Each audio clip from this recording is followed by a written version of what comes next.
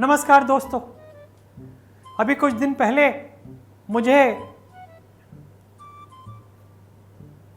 जय भीम वाले मेरे भाइयों ने बुलाया था और उन्होंने भीमराव अंबेडकर जी के सम्मान में कुछ बात बोलने को कहा। वो तो आदरणीय है ही, परंतु मैंने उनके बारे में कुछ नहीं कहा। मुझे मौका मिल गया आरएसएस के बारे में कुछ बोलने का, तो मैंने दिल खोल के बोला। मैंने कह दिया कि आरएसएस और बीजेपी की सोच है जिसकी वजह से आज अंबेडकर जी भी शर्मसार होंगे। ये क्या है? जिन्होंने संविधान बनाया वो आज दुखी होंगे, और सबसे ज्यादा दुखी वो हैं जिन्होंने मुझे बुलाया। यार इसे क्यों बुला लिया? बहरहाल अब बुला तो लिया ही था और मैं पहुंच भी गया, क्योंकि मेरे पास तो कुछ काम वाम है नहीं।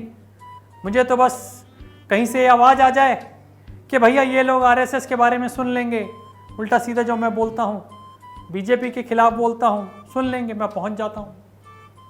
और काम ही क्या बचा है बताइए आप? मुझे तो घर वाले तक मुंह नहीं लगाते। कभी देखा है आपने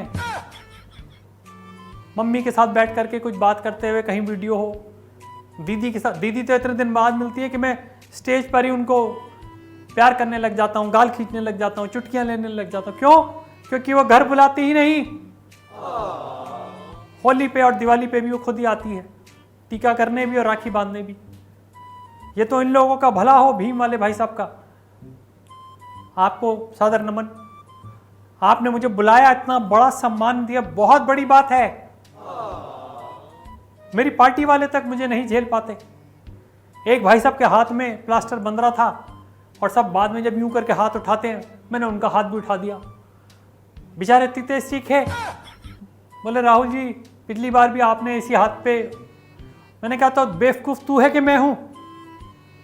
तू बजाय यहां खड़ा होने के वहां हो जाता, मैं ये वाला हाथ ऊपर कर देता तेरा। मुझे कहने लगा आप में इतनी भी बुद्धि नहीं कि आप ये वाला हाथ नहीं उठाते। मैंने कहा अगर बुद्धि की ही बात कर रहा है तो मैं होता ही क्यों? बता, बुद्धि की ही तो प्रॉब्लम है। अगर ये ही होती, इतना ही पता होता कि भैया पॉलिटिक्स मेरे लिए नहीं बनी, मैं पॉलिटिक्स के लिए नहीं बना, कांग्रेस मेरी नहीं है, इंडिया मेरी नहीं है, मैं इटली का हूं और इटली का पिज्जा मेरे लिए है। पप्पू का पिज्जा कंपनी खोलने वाला था, नहीं खोलने दी। इतना सही सोचा था मैंने, इतना सही आइडिया था कि पप्पू का पिज्जा, जिसको आप पप्पू बनाना चाहते हैं उसको खिलाएं, जिससे पप्पू बनना चाहते हैं उसको खिलाएं। दोनों तरीके से बिकते, पर नहीं, मम्मी ने ऐसी जगह लात मारी जो आप लोगों को बता भी नहीं सकता हूं। बहरहाल मैं उस पर था कि मुझे जय भीम वाले जितने भी मेरे मित्र हैं, दोस्त हैं, भाई हैं, वो तब तक ही हैं जब तक वो आरएसएस और बीजेपी की बुराई कर रहे हैं। तो उन्होंने जैसे मुझे बुलाया और मैं आया तो मैंने और भर भर के बुराइयां की। उस दिन तो मैंने नीली टी शर्ट भी पहनी थी, आज सफ़ेद है।